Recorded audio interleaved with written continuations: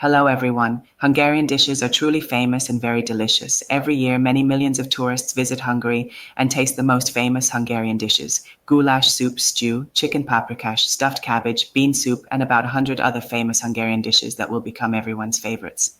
I thought we could cook them together. I am a Hungarian woman who is very proud of her country's diverse gastronomic culture. It is important for me that you know goulash is not stew, but a very tasty soup. In this video, my brother and I will make a stew. Its special feature is that it will be prepared in a cauldron. It will be made with a mix of beef and pork. Please subscribe to the channel now and cook the tastiest Hungarian dishes with me. In the next episode, you will see goulash soup, venison, and layered potatoes with lots of sausage. Have you subscribed? Then let the outdoor cooking begin. The stew has been present in Hungarian cuisine since the 1700s. Initially, it was the food of the herdsmen. The herdsmen were a type of plains shepherds who often cooked their meals outdoors using a small iron pot and fire.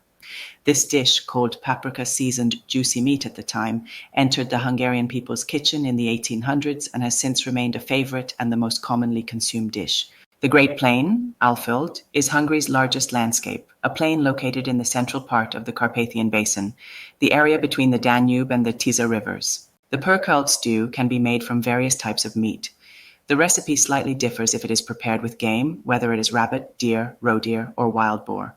Most commonly, it is made from chicken, pork, and beef.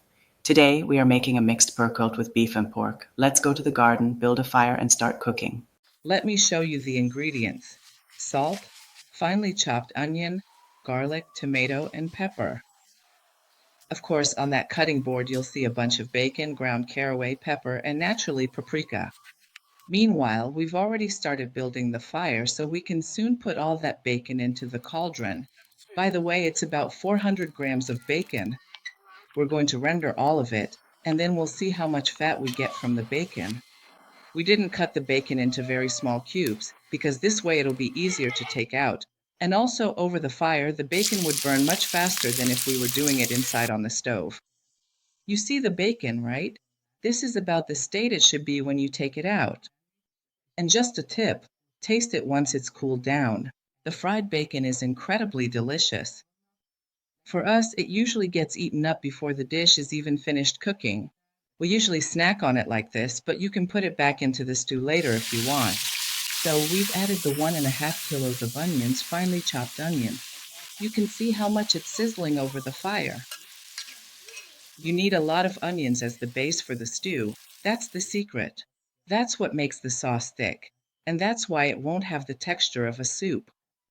Now we're going to mix all these onions with the fat from the bacon, then we'll add the paprika, and later we'll sear the meat in it as well. First, we'll saute the peppers a bit with the onions, and the tomatoes will go in later. The onions need to release their juices, and when you see that they've browned a little and let out some liquid, that's when you can add the meat.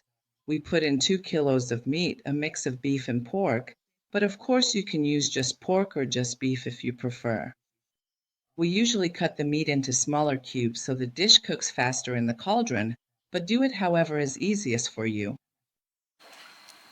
Now it's time to start seasoning the dish.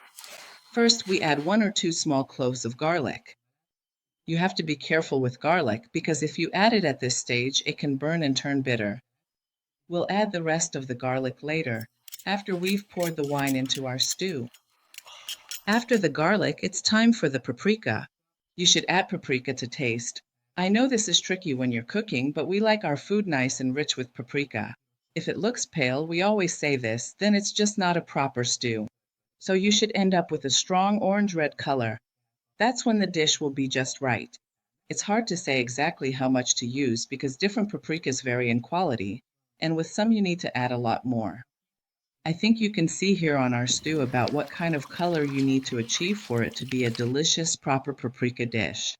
Next, you add a little bit of pepper, and of course after that, salt and ground cumin.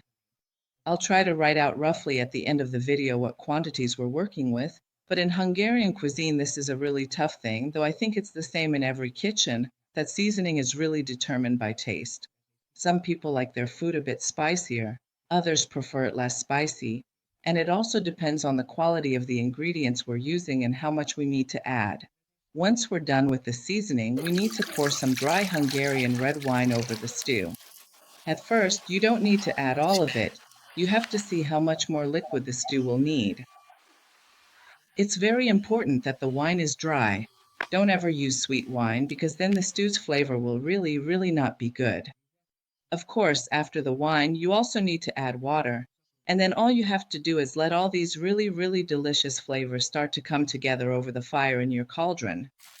Naturally, you have to stir it fairly often. You see, at the very end, we'll add the tomato, which will then nicely cook into our dish. At this point, it's worth tasting the dish again to see if it needs a bit more salt, pepper, garlic, wine, or caraway. You should season the dish according to your own taste, and now the stew is ready. Meanwhile, I'll start making the taronia. We Hungarians usually eat beef stew with taronia. I'll show you how to make that as well. Basically, you take a pot and add 3 tablespoons of oil. I'm going to make this from 1 kilo of taronia because there are a lot of us in the family and we need a large amount now. You need to heat up the oil until it's nice and hot, and then pour in the taronia. Then you need to add 1 whole onion or half an onion. It really doesn't matter how much you have at home. It gives it a little nice flavor, and you need to start frying it in the oil. Here too, you'll see about how much oil the taronia should absorb. If it's very dry like you saw earlier, that's not good. In that case, you need to keep adding oil until you get a consistency like the one you see here with me now. So it shouldn't be swimming in oil, you shouldn't see oil pooling at the bottom. The pasta should absorb it, and it should be easy to stir like this. After that, all we have to do is keep toasting this pasta continuously. You can see that the grains have already started to brown a little. Now we need to toast this pasta until about half or 3/4 of it turns a nice golden brown, not pale yellow or white like it was when we first poured it into the pot. Now it's really coming together, so I'm going to add a little salt and pepper. And you should add exactly as much salt as you would if you were boiling a kilo of pasta, like for spaghetti, because this is basically a pasta too, and it's good if it's properly salted. Meanwhile, my dough is really coming along here. As you can see, the grains are already browning nicely. In the meantime, you need to prepare some water in a jug because we're going to pour water over it.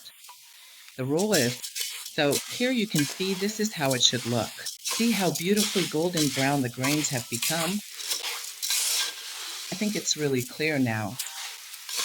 So as I was saying, you need to get some water in a jug and pour it over the dough. This is really hot.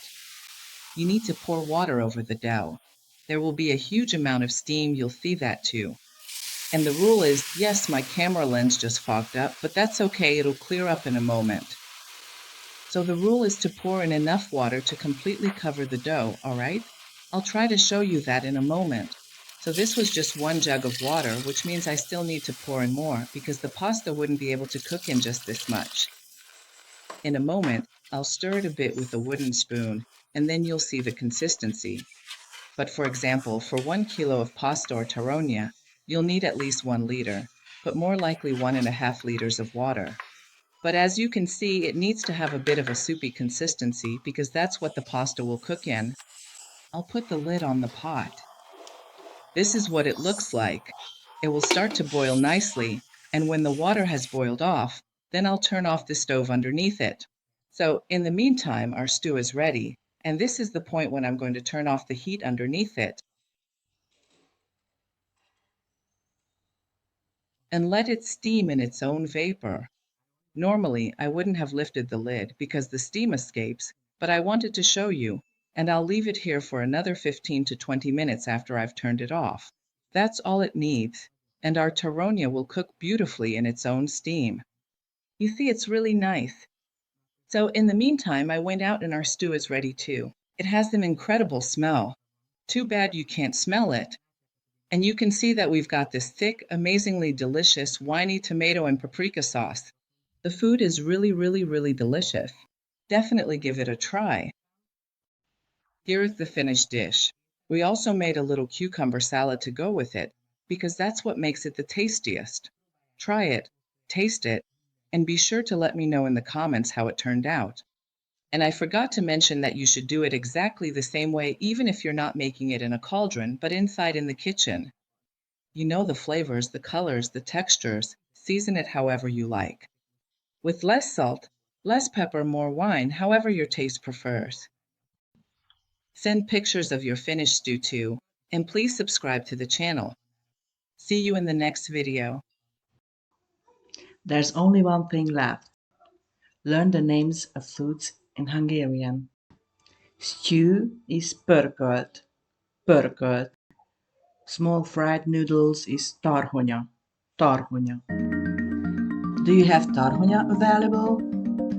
I'm so curious if you know it in your country.